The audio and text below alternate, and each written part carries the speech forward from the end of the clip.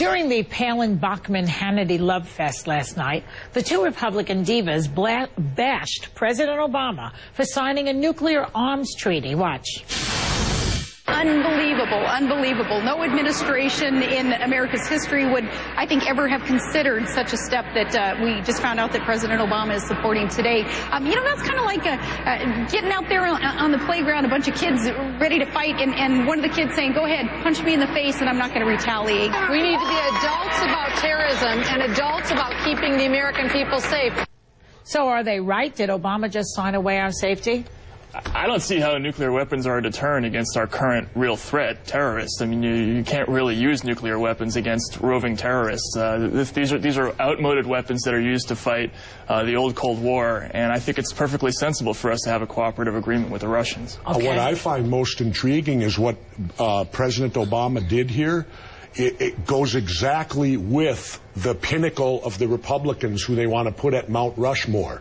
Ronald Reagan. Right. When you see what Ronald Reagan said about nuclear bombs when he made a speech in China, it paralleled Barack Obama completely to what he said. So how can they have it both ways? Reagan is their icon, and yet Reagan felt the same way about nuclear weapons as President Obama has. Yes, that's true. Yeah. That's true. So how can they do that? How can Ronald Reagan, the greatest Republican of the century, oh my as God, they he's say, canonized. Yeah. And yet he sits right where President Obama sat when you heard him talk about nuclear weapons. How quick they forget, huh? But is it a false notion that Democrats are weak on national security? I think it's a false notion. Because after Bush invaded Iraq, we became much less safe around the world. More terrorists came out, and it really felt like we were less safe when he was there. You know what bothers me, Joy, is here they're talking about now building, like I saw, what's his name, the guy with the mustache that used to be in the UN, what's his name? Bolton. Bolton. Yeah. Bolton's talking about we need to build more nuclear weapons. Yeah, I know. And I'm going, excuse me.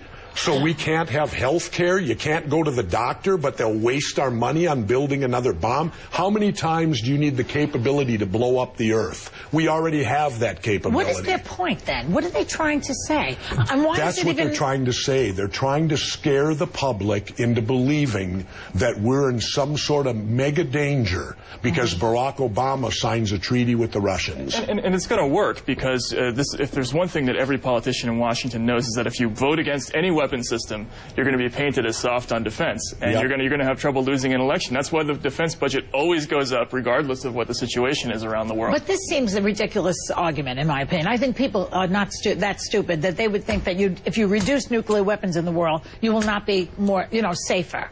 It's outrageous. I cover the campaign, both of the last two campaigns, and I've seen this in action. People really believe that if you cut weapon systems, it's going to make them less safe, and I think it will resonate with Republican voters. Really? Yeah. Well, how do you rate Obama on foreign policy? In a word, because we got to go.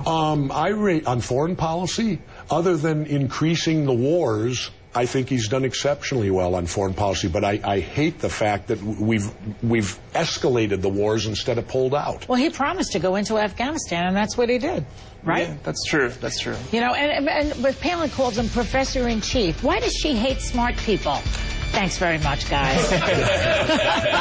Up next, the legendary Carol Burnett.